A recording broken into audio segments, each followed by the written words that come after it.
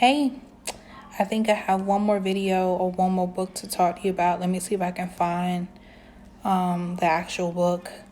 For those of you who have not been on yet, I've already talked about Nikki Grimes' Between the Lines, which is a companion piece to Bronx Masquerade. I've talked about Jason Reynolds, The Boy in the Black Suit, and other books that he has written. I've talked about X, even though I think I've talked about X before. I just can't remember. And then Let Me Hear a Rhyme by Tiffany. I don't know why I'm gonna call her Nikki, but Tiffany D. Jackson. Let me make sure I'm going through because I save copies of the front of the book when I read a book.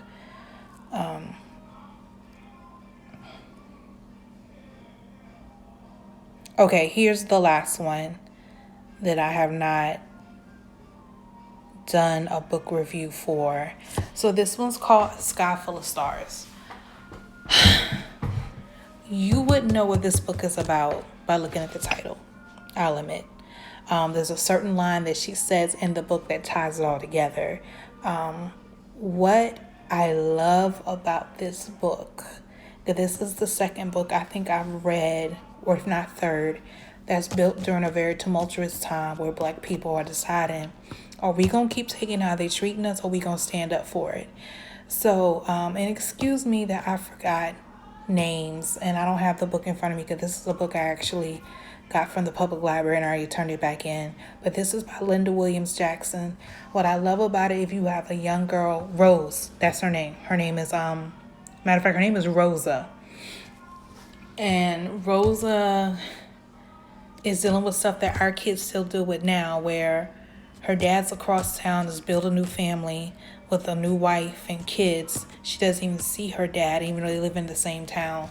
Then you have her mom, which I found out that I didn't know this, but there are a lot of parents who just took off and left their kids in the South, and they went to live in Michigan, or they went to live in New York, or they went to go live in California to escape and have better opportunities without dealing with racism. And where they live in Mississippi is where the trial of Emmett Till, this is actually the sequel to another book that she wrote. And I apologize, I don't have the title of that book. But if you look up Linda Williams Jackson, there is another book written by her that is the prequel to The Sky is Full of Stars.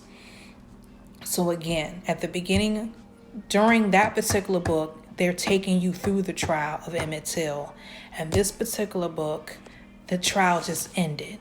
And the white people are very upset or in an uproar because they don't understand why Black people were upset. Why would you even put people on trial? What was the whole point? They should be happy with the life that they have. We have been very kind to them. It just really boggles you the mindset. So you have the main character, Rosa, who she has a friend. They call him Hallelujah. That's not his real name. That's just his nickname. Hallelujah is almost like a miniature Martin Luther King Jr. He believes in fighting for civil rights, but he believes in the nonviolent approach. Then she has her first cousin, which I'm mad I cannot remember his name right now. Then she has her first cousin, who they admit the first cousin, he's not the brightest book smart. Because if you were old enough, you didn't go to school full time. You didn't go to school full time. So what ended up happening is you had to work in the fields. And Rosa's family, although they were not slaves, they were what you call sharecroppers, where I'm able to live in this house on this person's land.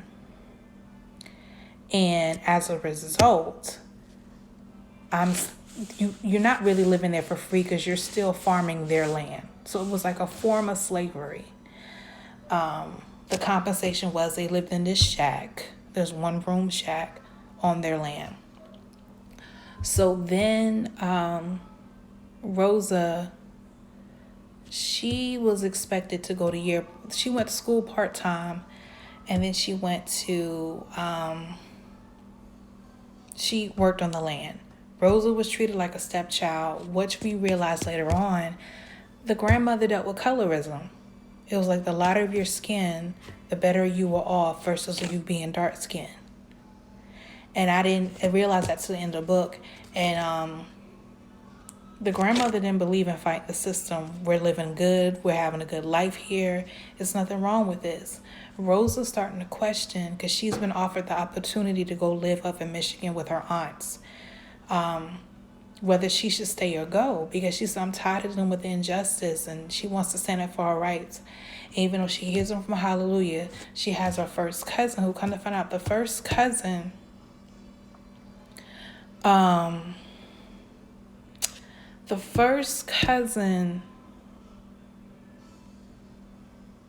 she's first cousins with him through her father.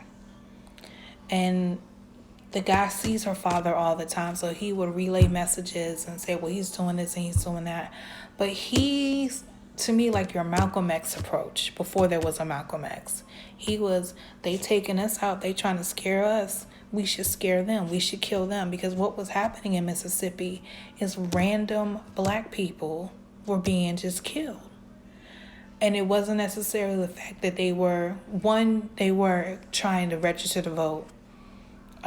Some were just talking about registering to vote. And they were getting killed and getting shot. And there were some who weren't even saying anything. And they were getting killed and getting shot. There was one young lady who owned her own store. Someone tried to burn it down. So it was like, you're dealing with, I want to do right, but what I don't want to do is live with you oppressing me. But on top of that, you just want to take away our way of life and you're trying to scare us and try to kill us. So you learn a lot of history about Mississippi and civil rights and what they did to transition. Because while they're transitioning or trying to transition, you have they find out later on was Rosa Parks and the Alabama bus boycott.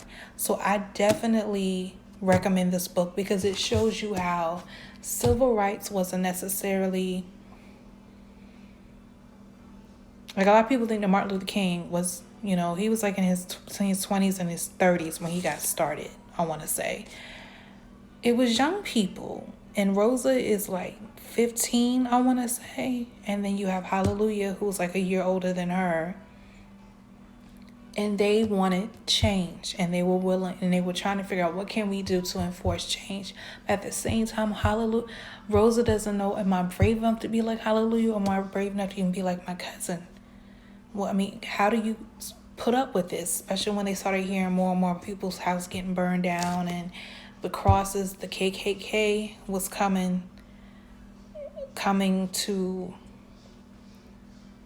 back to an existence. It was a lot they were dealing with, and it's how she was able to maneuver and go through this, despite the fact at home it wasn't embraced, it wasn't welcome.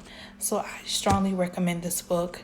This is definitely not a book. I don't feel like I need to go read the first one, but I strongly recommend reading this book, especially if you don't learn about basically how they believed in separate versus equal. Separate and equal. And they realized it wasn't equal. Like the school that Rosa went to, it was so many kids in one classroom, so many grades in one classroom. They didn't have the best facilities. I remember they wanted to talk to the teacher about having their rights and, people protesting, and the teacher didn't want anything to do with it because if the principal found out they were talking about that in the classroom, she could lose her job.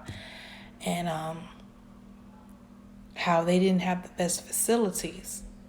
And all they were doing was advocating for their rights. So I love this book. This was definitely a page turner where I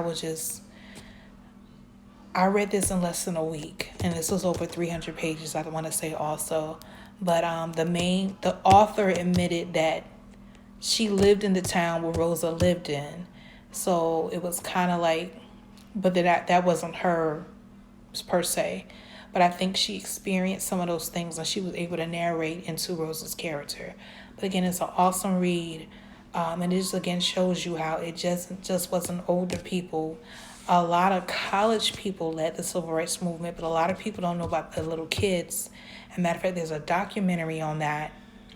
I want to say there was a group in Alabama. There were a group of kids who protested and they jailed those kids. I can't remember the name of it, but that was a great documentary. Look it up. And it just showed how Children of the March, I want to say is the name of it. But this was a great book, great read.